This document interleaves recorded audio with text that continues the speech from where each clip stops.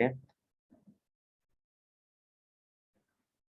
So I'm going to share the screen.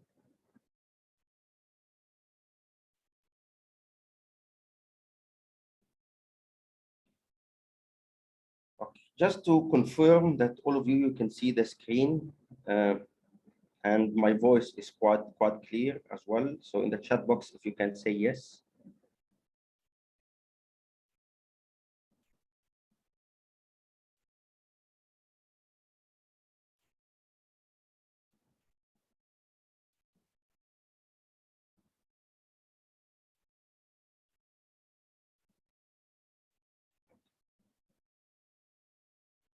So our session today, we're going to be talking about teacher competencies for the 21st century.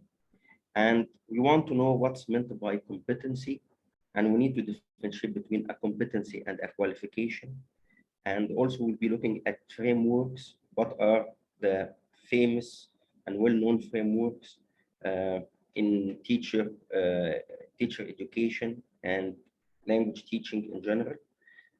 Moreover, we are going to have an idea about different learning contexts, how we can build our own competencies and our own skills during our work and while we are engaged in professional development and while we are engaged with our learners and so on. So just I'm gonna start by giving an overview of the session. We're gonna be talking about teacher competencies and framework, contextual changes. As you know quite well, the learning and teaching context has changed in the past 2 years. We shifted from face-to-face to online. We have blended learning and so on. So what are the implications of changing context on our competencies? Also, I will give an idea about BD programs, courses that I deliver or I am engaged in delivering. If you are interested to follow me on Facebook and LinkedIn just to get more information about these courses. Okay. I'm going to start by reflecting on my career, just to give you an idea. So I am an educator. I consider myself as an educator and a learner, because when you choose the career of teaching, first of all, you have chosen a career of continuous development. So if for example, here, you are confined to a particular context, or you are confined to a particular work environment, and you don't want to explore something new, so this means you will not ever develop as a teacher. So I consider myself as an educator, a teacher trainer. I have been involved in teaching in training teachers since 2012, after I finished my Delta. I am a content developer. I have already developed a lot of courses, a lot of ALT textbooks at university for teachers and so on. And also I developed curriculum and assessment frameworks. What courses I taught? I taught English for academic purposes. I taught general English, of course, ASP English for specific purposes, IG, SAT, TOEFL, IELTS, FCE, which is First Certificate of English, Certificate of Advanced English, Writing and Rhetoric Composition at universities. I taught Delta Module 1, Module 2, and Module 3, and also I taught MA courses in TESOL and in TEFL with some universities. What are the positions that I have already hold or held during my career? I started my career as a teacher, and I was a teacher in an elementary school, and I taught students at elementary stage. They moved to intermediate stage, preparatory stage, then secondary stage. Then after that, I moved to teach in well-reputed language schools, and after that, international schools, then universities, and so on. So I was a teacher, senior teacher, assessment coordinator, lecturer, senior lecturer, Delta tutor, CAT and PET and FCE examiner, IGSE and AQA examiner as well. Okay. So what are the institutions that I worked for? I worked at Samir Gour Language Schools at the beginning of my career, Orbit Academy, Saudi Arabia, Education Home in Egypt, another international school in Saudi Arabia, King Saud University, in Saudi Arabia, and I spent there around 12 years. International House London, I was a distance Delta tutor there. ITTI Turkey, I worked with them as a tutor as well for Delta, British Council, Riyadh, Cambridge English, I worked as an assessment specialist, Laureate International, and Lincoln College, this in vocational training, and Sultan Qaboos University. My achievements, as I said, I developed content, I designed courses, and what I am proud of is that I mentored colleagues to progress professionally throughout my career and academically as well. I was so fortunate that when I started my teaching career, after only 6 months, I was promoted to become a senior teacher. And in fact, I was able at that time to help myself and help also my team in order to grow and to develop. And of course, this has helped me a lot to grow as a professional. Then at the end, I will give you an idea about my education because these are my competencies. These are my, these are, the experiences that I have gained throughout my career. But, my education, which give me an opportunity to hold a position there or to have a position there, was BA English Literature, MA Applied Linguistics, CELTA in 2010, Delta 2011, PhD candidate of Applied Linguistics, and ALT Management. Now, what I give you an idea. I want you to tell me what is the difference between a competency and a qualification in the chat box. And also, so first of all, let's see that. What is the difference between a competency and a qualification from your point of view? So in the chat box, please, if you can write down.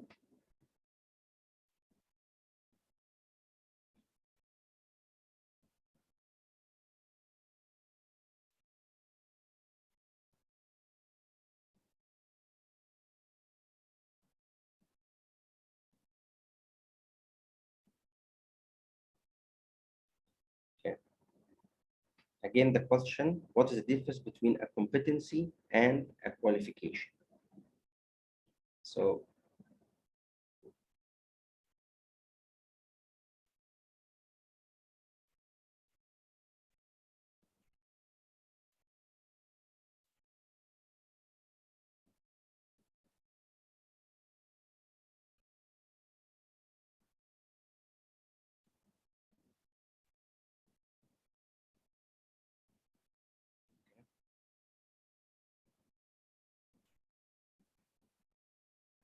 maybe I haven't got any response. So competency in general is a skill, and we have, as a teacher, you should have different, you have variety of competencies of related to your content, what you are teaching as a language teacher, competencies of managing learning inside the class, competency of managing resources, competencies of managing assessment and monitoring progress. So these are competencies. Okay, so can you name the competencies that are prerequisite for a language teacher or they are necessary for a language teacher from your point of view? If you can give me in the chat box some competencies you think that they they are must or necessary for any language teacher.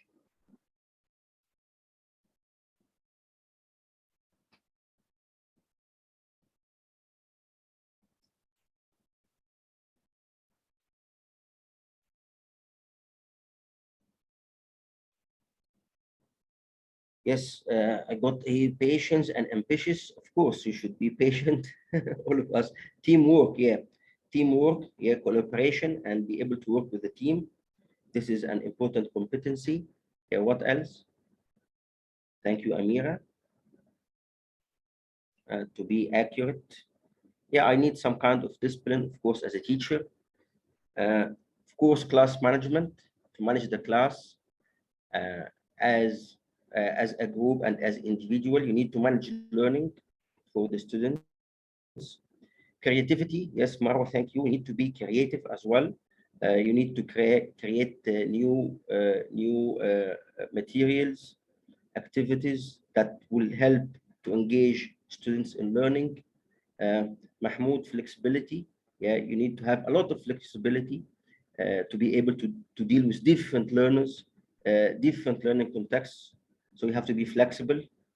Very good, excellent. Fluency and accuracy. Yes, you have to be fluent in the language and you have to be accurate as well. This is important for a language teacher. Uh, Able to make your students in the right way, maybe, yeah, facilitator, to work as, thank you, Iman, to work as a facilitator, to facilitate learning and to manage learning with efficiency. Excellent. Yes, able to update yourself, able to develop as an educator so that you can survive, able to teach in different contexts. And this is what we are going to reinforce, how you can teach in different contexts. You need to have um, an enthusiastic learning style, leadership, use different types of materials. Yeah, and yeah, your teaching style should adapt. Able to find solutions. Mahmoud, thank you. Yes, good, excellent. You're coming up with great stuff here, guys. Mastering teaching methodology and technological skills. Yes, this is important uh, to be aware of how to use technology in the class. Uh, okay, language proficiency is important. Yeah, I can see that. Very good. You came up with very good stuff that we are going to explore in detail. Ability to design materials. Uh, that's very good. Okay. So, which is more important from your point of view? And thank you very much for your engagement. This is what I like in my session, that there should be, engagement and get responses from the participants. What do you think is, which is more important, a competency or a qualification, and why? Also in the chat box, if you can tell me as well.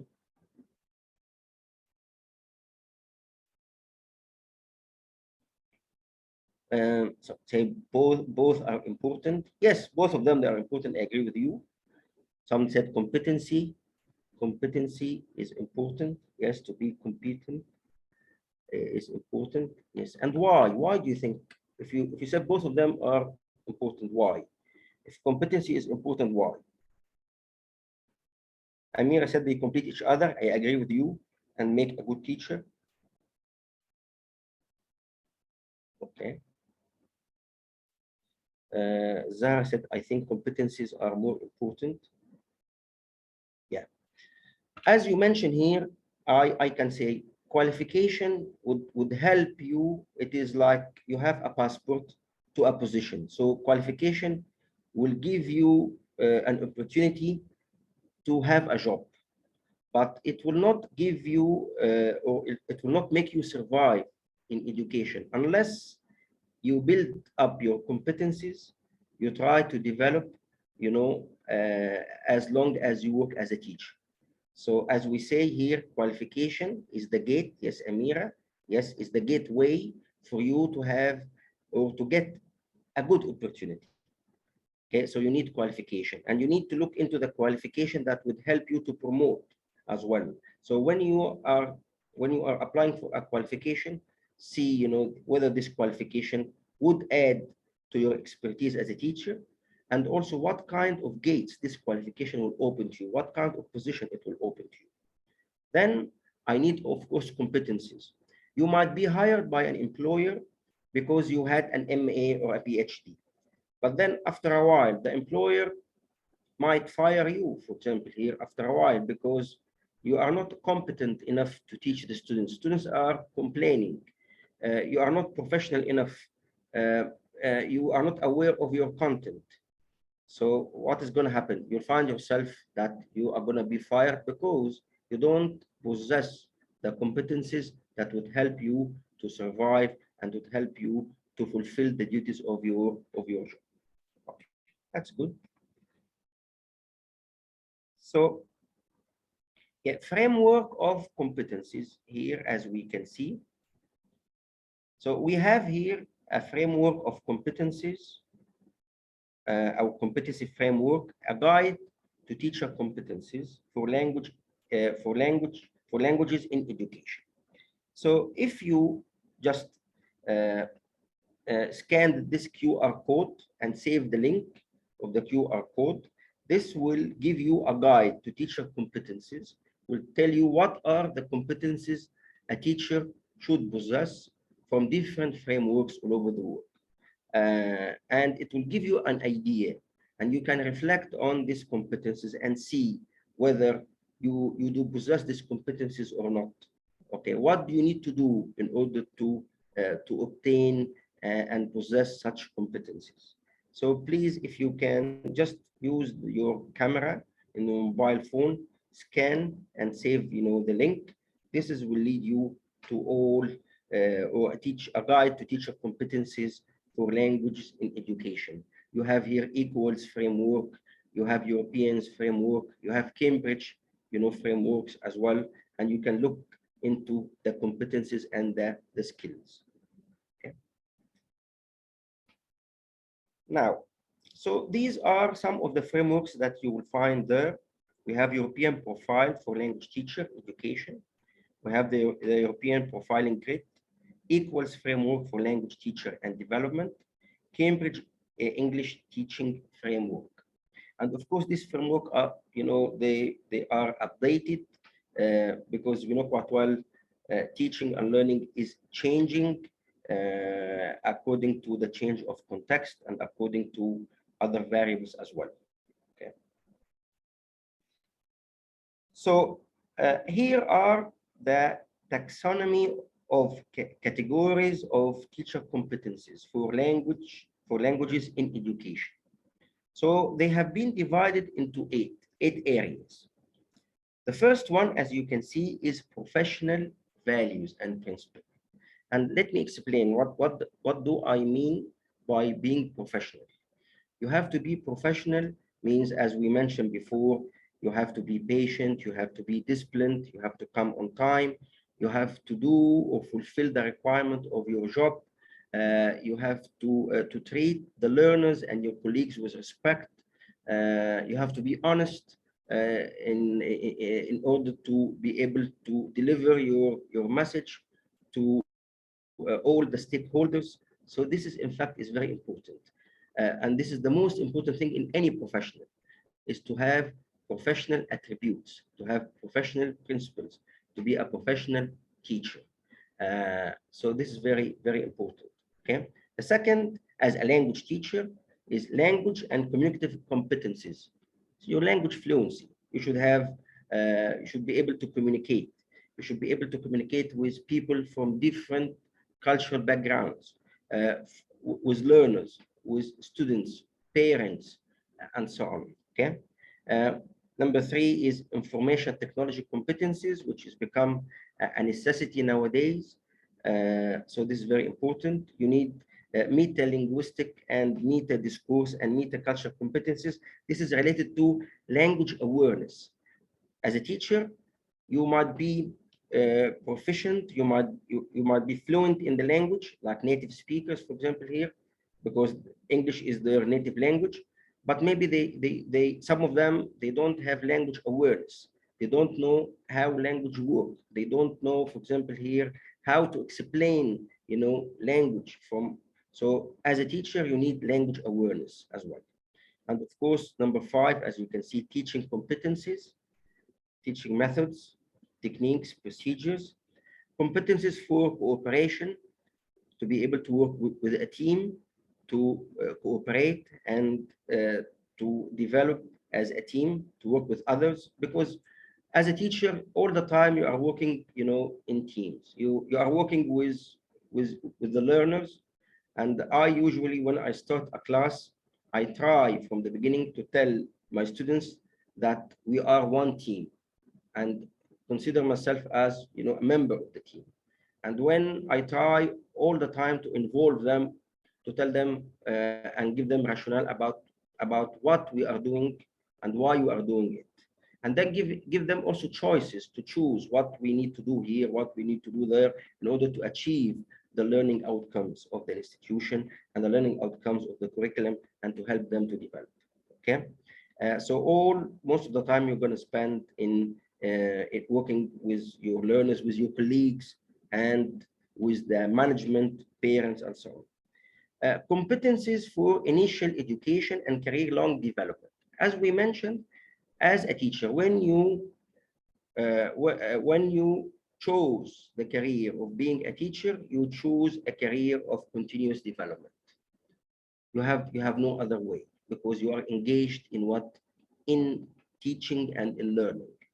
And learning is so deep, and you know quite well, people change, the behavior, technology, advancement and progress in many things around us, challenges as well. uh, how important is education is now for people, and how education is important for career and career development, and so on. And 8, professional learning opportunities. As a teacher, you need to seize any professional learning opportunity. For example, here, if you have been given an assignment, or there is an opportunity to volunteer to deliver a workshop, so go ahead and volunteer to deliver a workshop, because you will learn, to be a learning curve for yourself. If for example, here the principal or the manager ask it for volunteers in certain job or certain duty, so volunteer, because this is going to help you. So work assignment and volunteering for work, volunteering to take responsibilities in educating others, and also in helping others to develop, would help you as well as a teacher. Also, attending workshops, attending, this session, this is considered as a professional learning opportunity. So when you seize all the opportunities, not to be say, okay, I don't care about this, I don't care about that. So when you seize all these opportunities, this will help you to develop as a teacher. So these are the 8 dimensions of the taxonomy, as we say, for development, or for teacher competencies.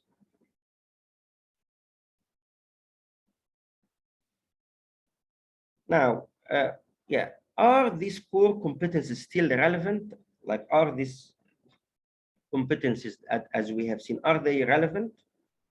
How are they defined?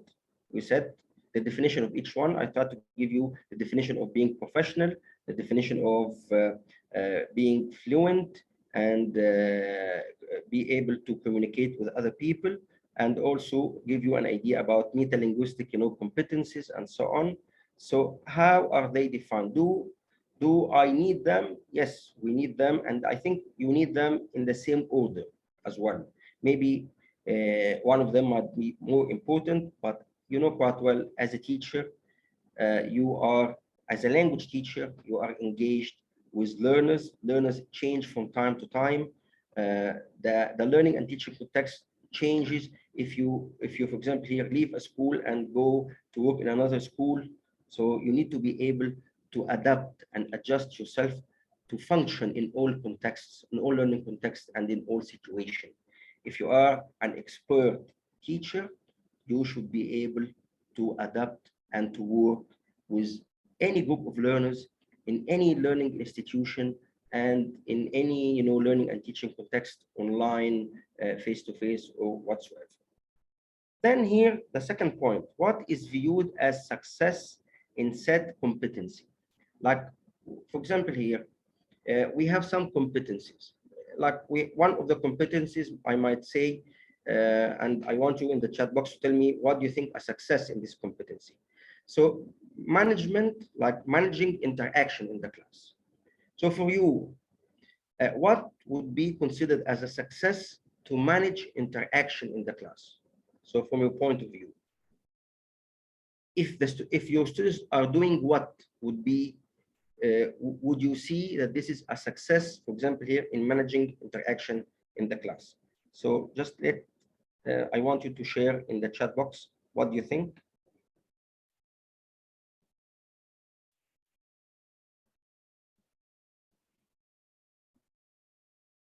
Yeah, here we got using variety of materials, warming up. Yeah, leading in. When you lead in, start. Of course, you start your lesson by a lead in at the beginning, engaging your learners, setting up the rules. Good. Working in pairs. Mm, Motivation, excellent. Yeah, motivation. So this is the point. The point is you need to explain to the students at the beginning what we are doing, why we are doing this. When you explain to them what we are doing, why we are doing that, you get them engaged in the learning process. So here you post their motivation.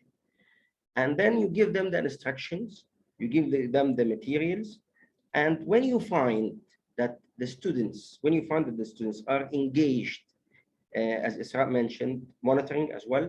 They are engaged in the activity. And then at the end, after being engaged in maybe in interaction with the teacher and then interaction with themselves as in pairs or in group. And when you ask them for feedback and you ask them to answer some questions depending on the material, and you find them that they come up with answers as a group and as individual, this is an indication that you can manage interaction and you have managed, this stage of interaction quite well. Okay, so this is just an example of a competency. Thank you very much. Uh, then we have here, how are they actualized?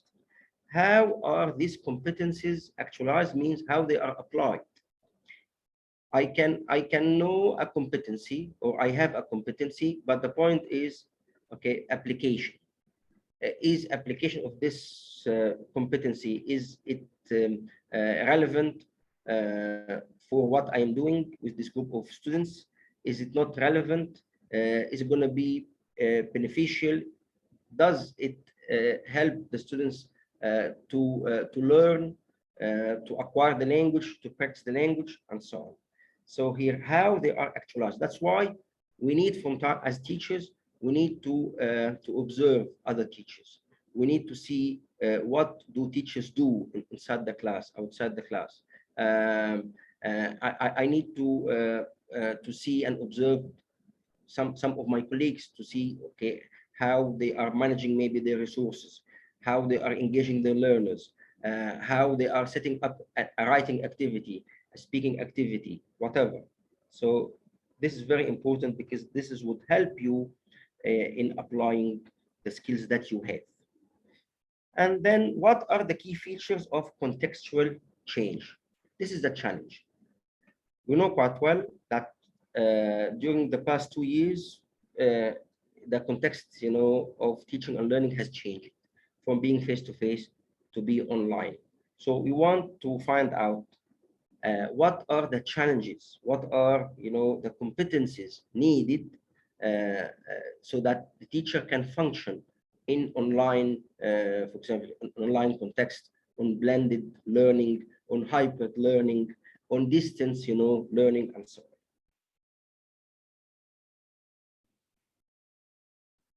So this is also another reflection just to engage you.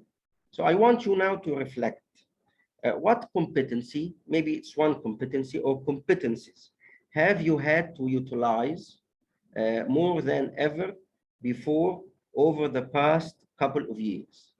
So what are the competencies that you think you have used in the last couple of years and helped you a lot in the last couple of years, especially during the pandemic and online teaching?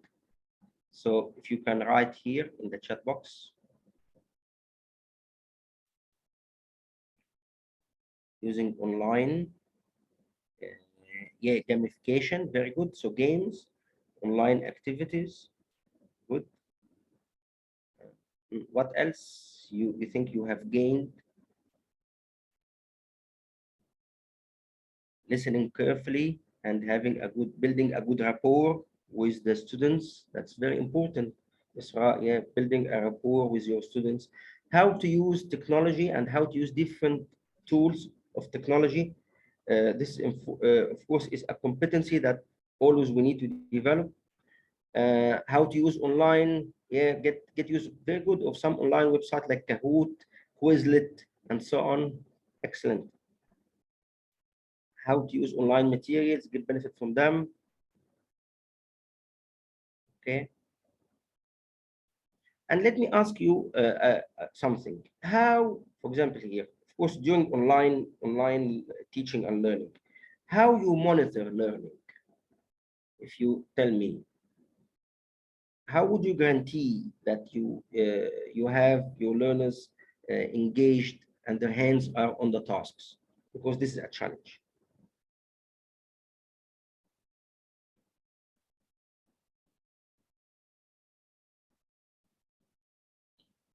So let me just repeat the question again.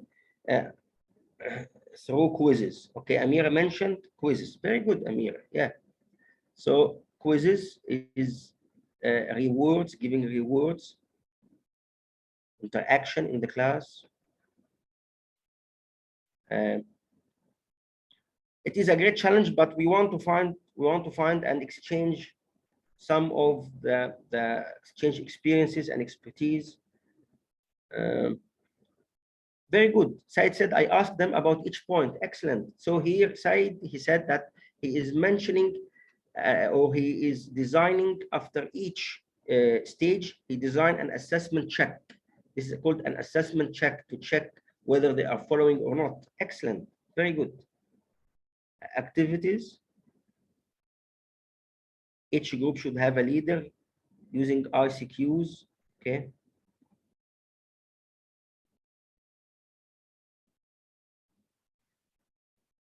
Uh, yes, of course. If face to face, the teacher would find a way. But of course, I should be also as a teacher should be more aware of my teaching and learning context. And when I'm teaching online, I think I would try to plan my lesson so that there is a task in each activity. There is a task, so I will explain the task, get the students engaged in doing the task. Then after that, I am going to ask the students to answer some questions.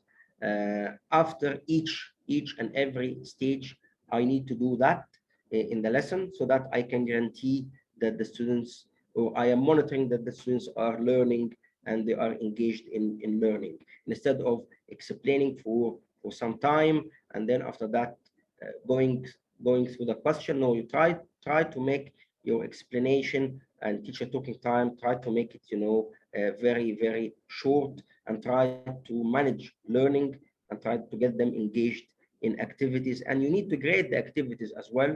So you grade them from being simple or easy to be more difficult and challenging. Okay, so let me ask you the second question.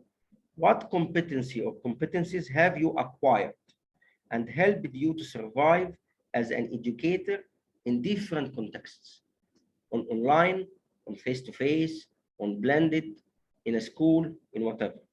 Just also in the chat box, if you can share with me.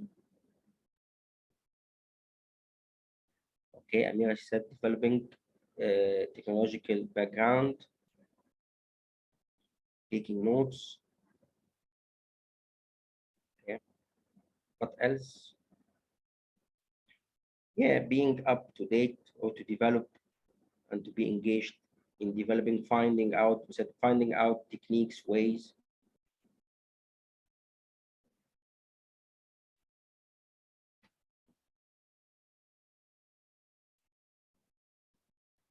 How to use the communicative approach. Okay, good.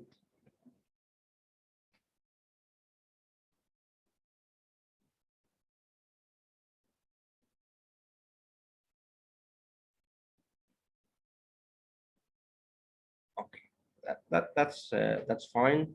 So you come up with very nice. I think I need to download these and look at them in details because they are quite important.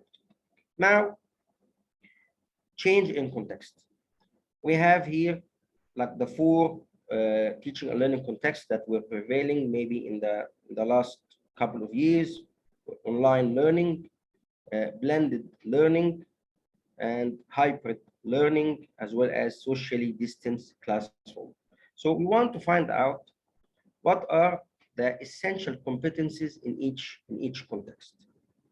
So for online learning here, as you can see, it is lesson planning, because I think that when you plan your lesson to be taught in online context, I need to adjust and adapt my stages, as some of you came up with some solutions. I need to check every and each point.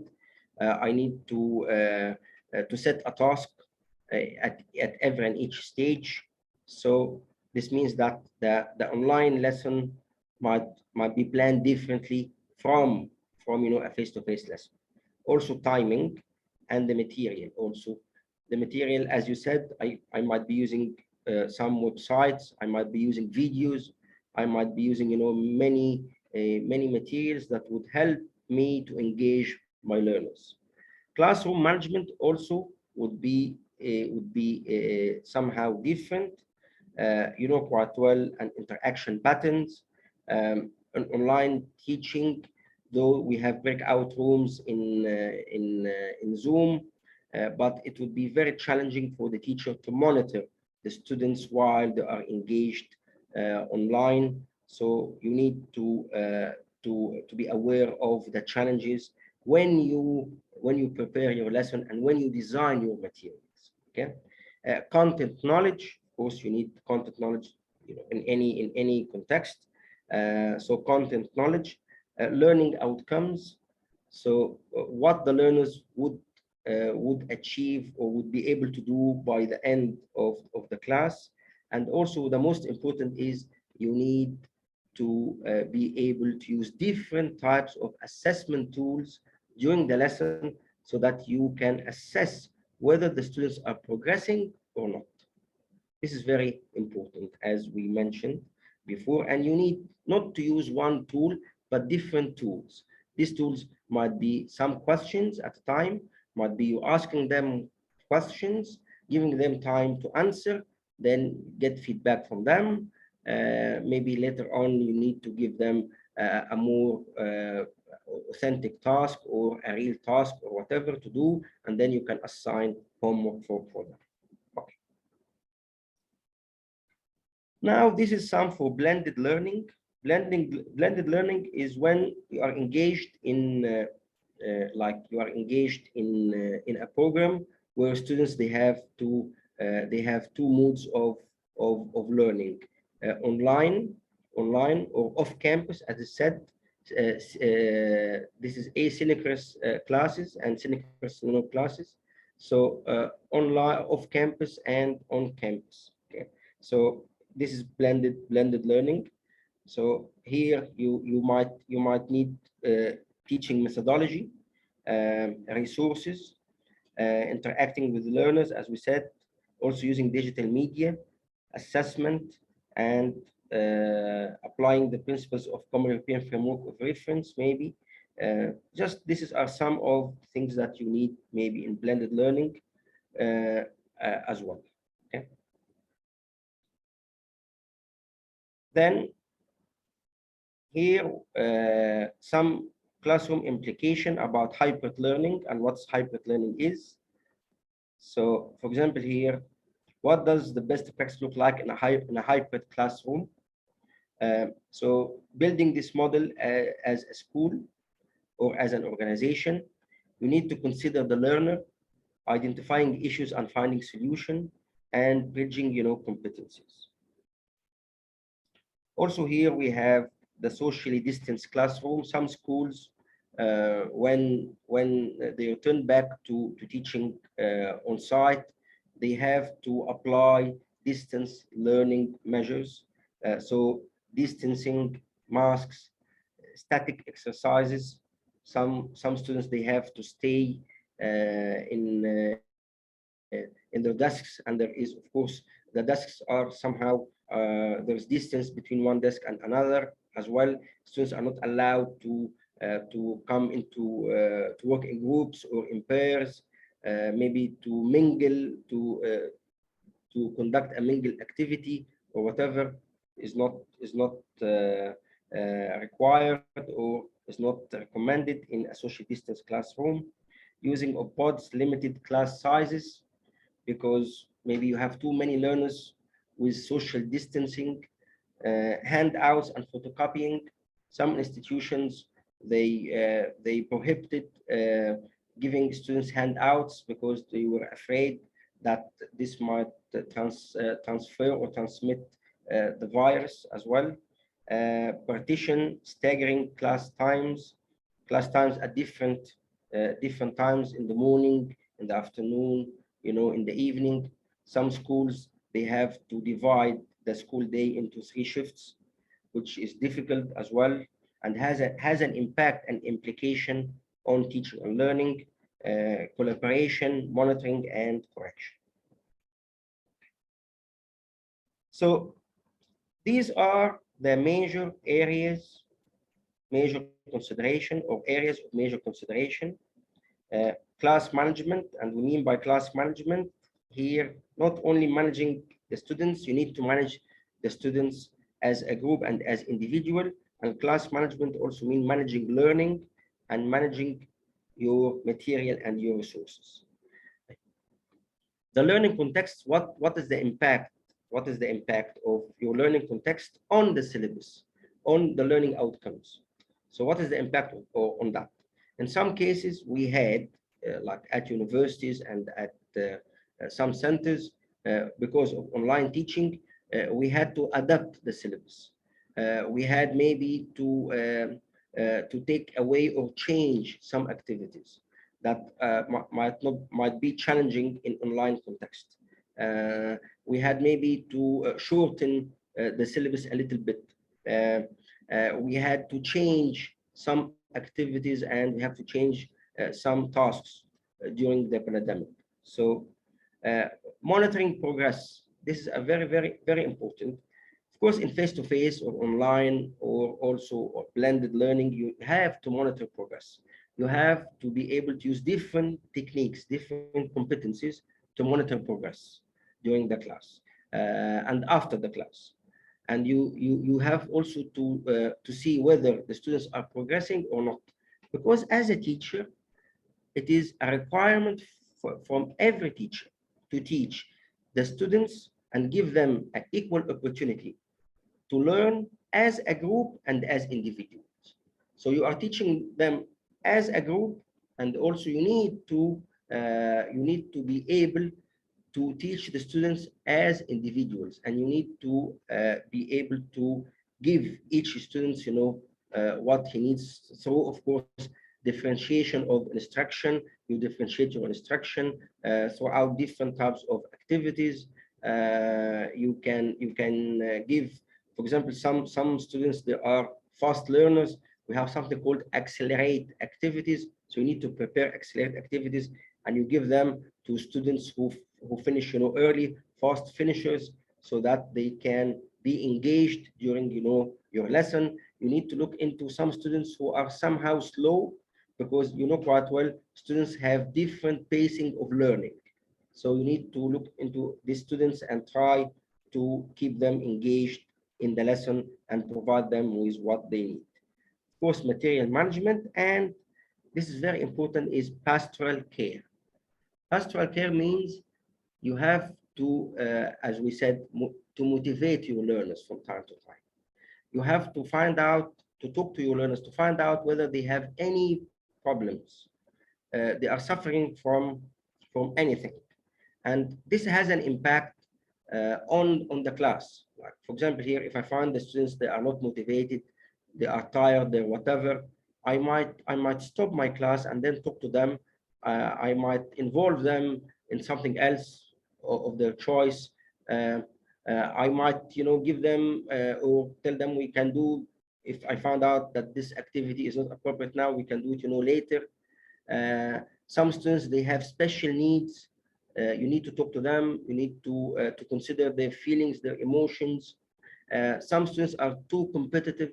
Some students they have some kind of dominating personality. They like to dominate the scene, to be the star of the class, whatever. So you need to give pastoral care, as I told you, for all the students, because you are teaching them as a group and as individuals. So this is very important, and this is one of the important competencies that a teacher should have, that you are able to address all the learners, you are able to give them what do they need.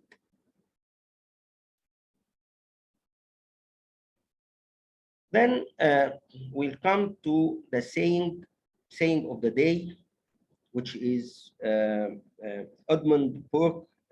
He is a philosopher. He said, "Good order is the foundation of all things." So if you have a system and you have an order in what you are doing, you are not doing anything, randomly.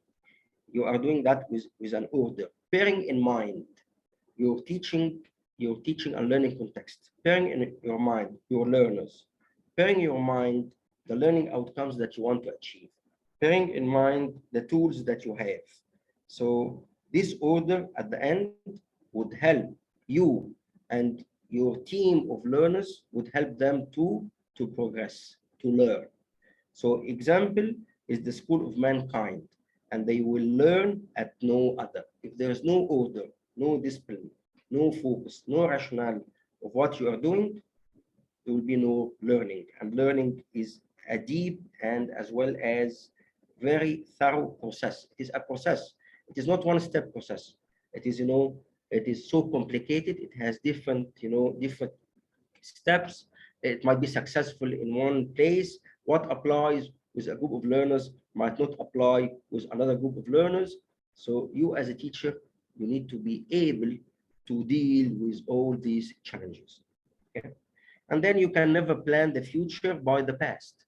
You can never plan the future by looking into the past and say, okay, I used to teach like this, so I will have to continue teaching like that.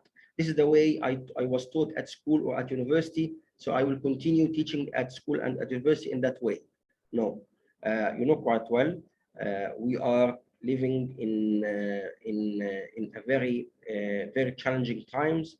There is, a lot of changes going on, maybe on daily basis, yearly basis. We have heard some people might say that when we were talking about what is the future of education 20 years, we said that schools are going to disappear and education will be online. I think now it become a fact, and education was online. We have online universities, online schools, online institutions, and so on. And I think the future would be for online education. But the point is, as we mentioned, we need to acquire the competencies that would help me as an educator to function well on online context, on face-to-face, on blended, and as well as on distance classroom. Okay, so just to recap here, the competencies area, some competency areas, of course, is the lesson. You need to look into the tasks, the activities, and the materials. You need to prepare that. The interacting with learners and also facilitating learning, lesson management, using digital media, monitoring learning is very important. Self-assessment, you need to assess how effective you are, and you need to find evidence. You need to find evidence at the end of the class whether the students have already learned or not. You need to find evidence. That's why we always ask teachers at the end of your class, you need to engage students in a task in which students are going to apply all what they have learned and integrate their language skills, the 4 skills, in order to see whether they have progressed or not. Okay, and teacher autonomy as well. I prefer or I like to give him freedom. Why? Because you as a learner, you as a teacher, you are the one who already knows who your students are. You know your learners, you know their needs, and this is very important. Before you start any class, you need to find out who are your learners, what are your learners' needs, their language proficiency, what they can do, what they cannot do. This would help you in designing your lessons, in designing your activities, in engaging them. So that's why I don't like by imposing certain type of activities and tasks on teachers. Even textbook is considered as a tool of curriculum, but this is not the curriculum. I prefer teachers to, or teachers should have the competencies to design their own materials in order to fulfill certain learning objectives or learning outcomes. So learner needs, we need to be able to apply needs analysis inside the class by giving them a task, try to find out their needs as a group and as individuals. Learning processes, you need to see whether they are fast learners, they are slow, sluggish learners, their learning pace, so that you can adapt that while you are teaching, and the lesson aims and outcomes. You need to set that as well. Okay. So uh, so the implication of that. What is the implication of that? The implication of that in any institution, if there's a change of if there's a change in context, so there should be training courses. I should provide training courses for teachers and even for learners. Learners should need to be trained on how to use, the platform, how to use Zoom, for example, how to use certain platforms, how to be engaged, how to submit their work, whatever. So this is needed. And of course, if you all your career or most of your career you spend teaching face to face, for you online learning, online context will be challenging. These tools will be challenging for the teacher and for learners, and even for the management to monitor and see whether learning and teaching and learning is taking place or not. You need also curriculum framework documentation, like you need to adjust and adapt the curriculum framework for different contexts. Mentoring, which is important. You need to be mentored. Maybe in some cases, I need to be mentored by an expert teacher, a teacher who have long experience. I need to ask. Mentoring does not mean that only you follow someone. Mentoring, maybe you ask someone, how can I do this? How can I solve this problem? How can I teach this activity?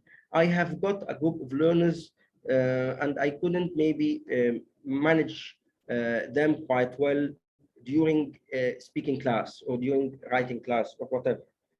So this is what's meant by mentoring. You need to observe, you need to ask people, you need to be engaged in some kind of mentoring partnership, even with your colleagues at your institution or colleagues from all over the world. Now, online allows all of us to communicate and maybe to get be or to be mentored by people from all over the world. Also, teacher development programs. You need to be engaged in informal and informal teacher development programs. You need to choose what is the teacher development program that would help you gain some competencies, that also would help you to get, or to develop in your career as a professional, to be able to get a job in a certain institution or whatever. So you need also to look into teacher development program and being aware of your competencies that you possess now and the competencies that maybe you want to develop. By looking into competencies framework and looking into the context around you would help you to choose the teacher development program that is suitable for you. I don't advise you to be engaged in a teacher development course just only to get a certificate at the end. This will not help you at all. And whenever you are engaged in teacher development, try to apply what you have learned. Try to explore what you have learned. Application is very, very important, and this is what help you to develop your competencies and build up your competencies so that you become, as we mentioned at the end of the day, an expert teacher who is able to function in different contexts, is able to deal with different learners, different, culture, management, parents, and so on. And all most of the time, he is effective. He is, respected by all stakeholders who are engaged in the learning and teaching process. Okay. Last, I just wanted to show you some of the BD courses offered by me with some colleagues as well. So I offer TESOL courses to improve teaching competencies, language awareness course to develop language analysis skills, Delta Module 1 exam preparation course, and Delta Module 2 preparation course, Delta Module 3 preparation course as well, how to teach exam classes, and how to teach using technology, key concepts of testing and assessment, research skills and rhetoric, writing and composition, syllabus design, and course design. So these are some of the courses that I deliver, and you can follow me on Facebook. So if you can follow me on Facebook, if you have got any question, I will be happy to address your questions, your concern, whatever. If you have got any query about anything, I will be more than happy. I like, to be engaged with teachers, with colleagues all the time. And also, this is my profile on, this is my page, Smart Learning Options. And we will have update of programs, teacher training programs, opportunities, materials. So always, if you can just follow up on the page, Facebook page as well. You can take a photo of the QR code for the link, and on LinkedIn as well. You can follow me on LinkedIn. It's up to you. So now I'd like to thank you for attending the class, and I am happy to address any questions that you might have.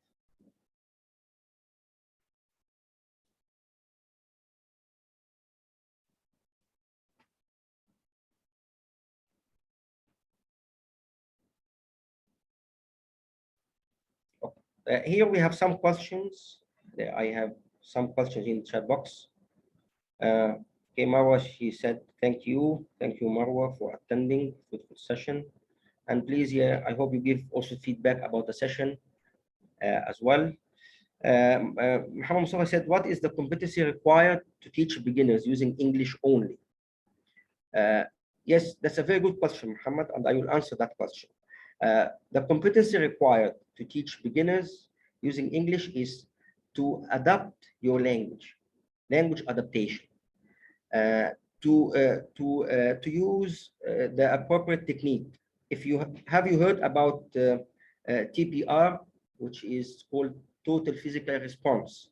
It is a methodology that is used, and it is appropriate because this methodology depends entirely, or depends more on imitation and on miming and on acting.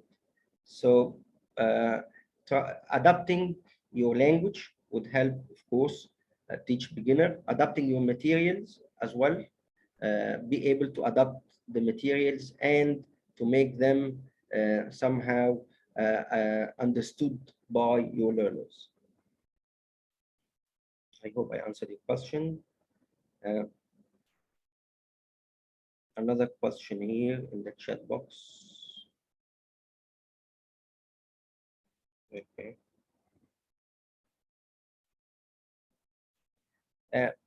You can attend the course. Some of the courses we offer the courses side mentioned how we can attend the course. Follow us in Facebook.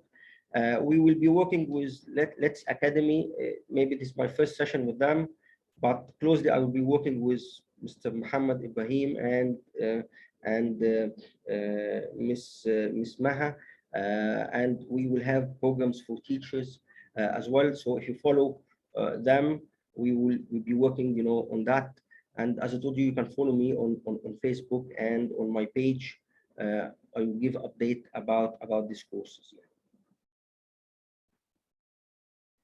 Okay, thank you, Mustafa.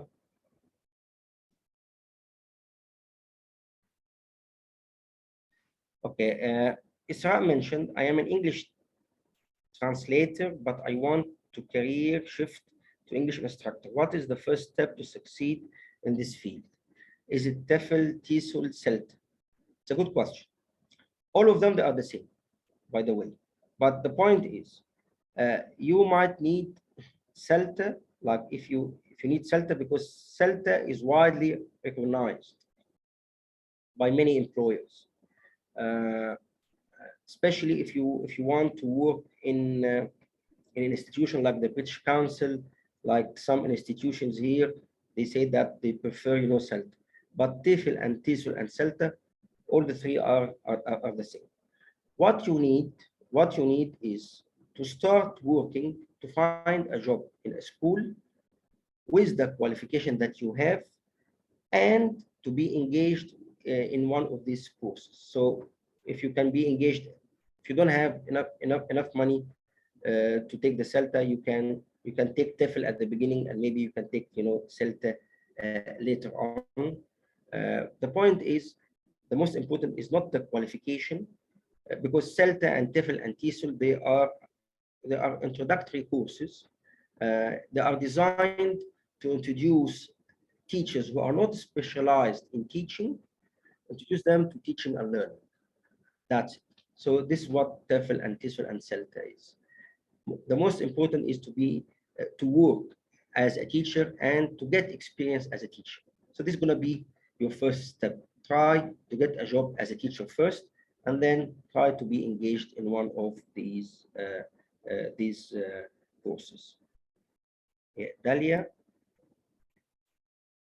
Dalia, she said teaching KG and kindergarten. Of course, teaching young learners are quite different from teaching, because we divide young learners into 3 groups here. Young learners, as a group of learners, they have different characteristics. So we have very young learners, or we can say very young learners, which we call them from the age of 4, kindergarten maybe, age of 4 or age of 3, till the age, we say till the age of 7, consider this as a kindergarten. So for this group of learners, you need to understand a lot of psychological, and as well a lot of we can say methods and techniques that are needed in order to grasp the students' attention, in order to manage learning. You know quite well, learners at that age, they are somehow are not, they don't have that focus, and they are moving from one place to another. You find them, some of them are hyperactive and so on. So you need to be able to manage, the learning, if you are going to be a KG teacher or to teach KG. I think this is most of the questions. Okay, thank you very much. And now the platform to Mr. Muhammad. Hey, thanks a lot, Dr. Hani. We really enjoyed the session. It was fruitful, as expected, طبعا. We're so happy that you were with us, and we hope that we have you with us in more and more sessions. Thanks a lot. شكرين جدا لحضرتك. وشكرا للحضور. وبكره بنفكركم معانا دكتور محمد القاضي، طبعا صديقك دكتور هاني اكيد انت عارفه اكتر مننا. دكتور محمد القاضي معانا بكره في سيشن برضه ان شاء الله تكون قويه جدا جدا جدا في نفس الميعاد الساعه 11 بتوقيت مصر، 12 بتوقيت السعوديه. وتابعوا معانا في الجروب اللي هو رمضان نايتس، اللي هو في التليجرام، الشانل بتاع التليجرام. بنفكركم دايما بمواعيد السيشن، وبلغوا الناس اللي حابه تستفيد وتتعلم، لان دي فرصه يعني مش هتتكرر كتير ان احنا نقدر نجمع لكم الباقه العظيمه دي ما شاء الله من الترينرز والناس الثقيله اللي زي ما انتم شايفين وشفتوا بعينيكم. اشوفكم ان شاء الله بكره. شكرا جدا يا دكتور هاني، شرفتنا ونورتنا، وان شاء الله تكون معانا تاني باذن الله هنا اونلاين، وان شاء الله في مصر في المقر بتاعنا اون سايت. شكرا، تصبحوا على خير. السلام عليكم ورحمه الله.